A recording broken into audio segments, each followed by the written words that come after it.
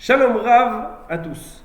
Alors aujourd'hui, je veux juste vous raconter une histoire extraordinaire qui m'a beaucoup touché et donc j'aimerais la partager avec vous. C'est l'histoire d'un Rav. D'ailleurs, je n'ai pas le nom de ce Rav, je ne sais même pas si c'est une vraie histoire, mais le message en tout cas qui fait passer, il est grandiose. Donc c'est l'histoire, on raconte qu'un Rav, il mariait son fils et que c'était le Shabbat Ratan. Donc le Shabbat Ratan, c'était chez lui à la maison. Et donc, il recevait toute la famille, toute la belle famille, elle arrivait, tout le monde arrivait, toute la famille de tous les des deux côtés.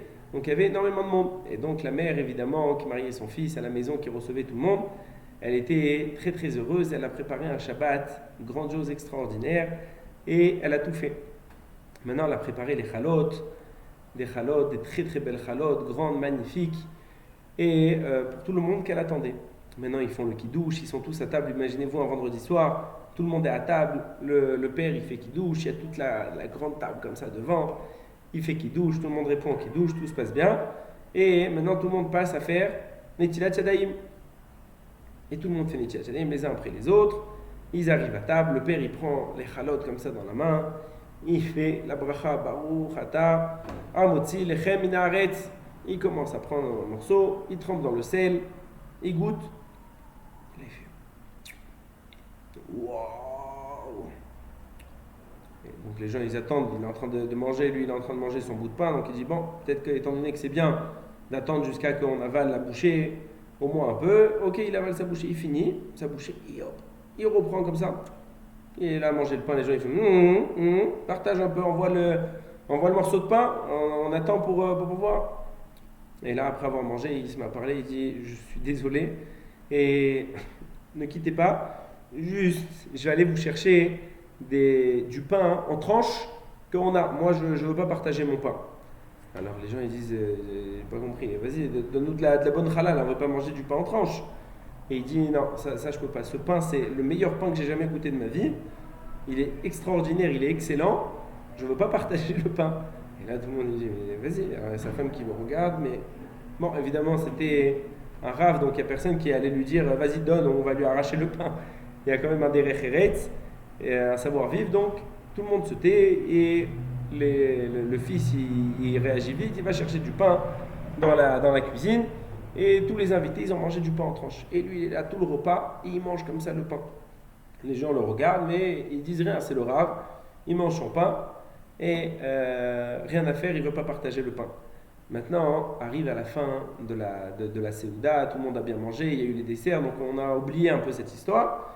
Et à la fin, une fois que tous les invités sont partis, il y a le fils, il vient voir son père, il lui dit « Papa, il faut que tu m'expliques, j'ai pas compris ce que tu as fait. Pourquoi tu n'as pas voulu partager le pain? En plus, il en reste, tu n'as même pas tout mangé, mais tu n'as pas voulu partager. C'est évident que tu ne pouvais pas manger tout ça. Tu n'as pas voulu. » Il lui dit « Mon fils, écoute-moi. Ce que je vais te dire, tu le gardes pour toi. » Il lui dit aucun problème. Il lui dit viens, goûte le pain. Il lui dit mais on a fait Birkat Amazon, je ne peux plus goûter le pain. Et il dit si tu peux goûter ce pain là, tu peux le goûter, ne fais même pas de bracha. Et là, il a goûté le pain, le fils, et au moment où il a goûté le pain, il a vu que le pain, il était immangeable tellement qu'il était trop salé. Il était trop salé le pain, il n'était pas mangeable. Et donc, qu'est-ce qu'il avait fait ce rave? Il ne voulait pas que sa femme, qui ait honte devant tous les invités, devant toute la belle famille, devant tout le monde, il a pris sur lui justement que de ne pas vouloir partager le pain plutôt qu'on le prenne justement pour un fou, mais qu'il ne voulait pas partager ce pain. Il a fait que des compliments en disant le pain il est excellent, il est extraordinaire, il n'y a rien à dire, vraiment magnifique. Et tout le truc, il a fait passer le message comme quoi le pain il était tellement bon qu'il n'était pas prêt à le partager, plutôt que sa femme justement qui avait quand même un plaisir de dire bon mon pain il est bon et on mange quand même de l'autre pain, plutôt qu'ils aillent tous finir par manger ce pain justement parce que celui-là n'était pas mangeable. Donc on voit à quel point il faut faire attention à ne pas faire honte à une personne. Des fois, on ne se rend pas compte, mais rien que de dire que le plat il est trop salé ou quoi que ce soit, dire non, c'est très bon, j'aime comme ça. D'avoir du derech eretz, du savoir-vivre, c'est vraiment la chose la plus dure à faire. Mais réussir à faire ça, c'est vraiment une grandeur extraordinaire. Et vraiment, cette histoire, elle m'a beaucoup plu. À quel point, justement, il faudrait se travailler sur nous, de complimenter l'autre, que quand il y a quelque chose de bon, alors on complimente, mais même des fois quand ça n'est pas à notre goût à 200% ou quoi, de ne pas faire de la peine. D'ailleurs la halakha elle dit que quoi?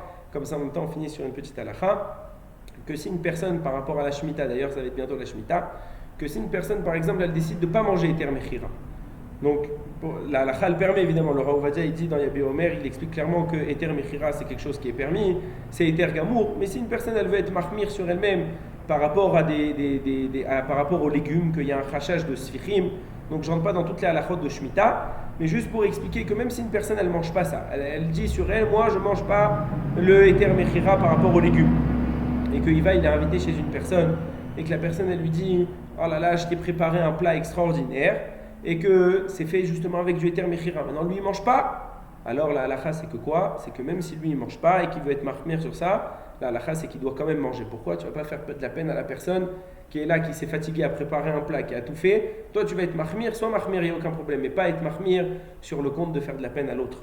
Donc, Bezrat Hashem, qu'on se renforce dans tout ça par rapport à cette belle histoire. Chazakim ou Boukhim.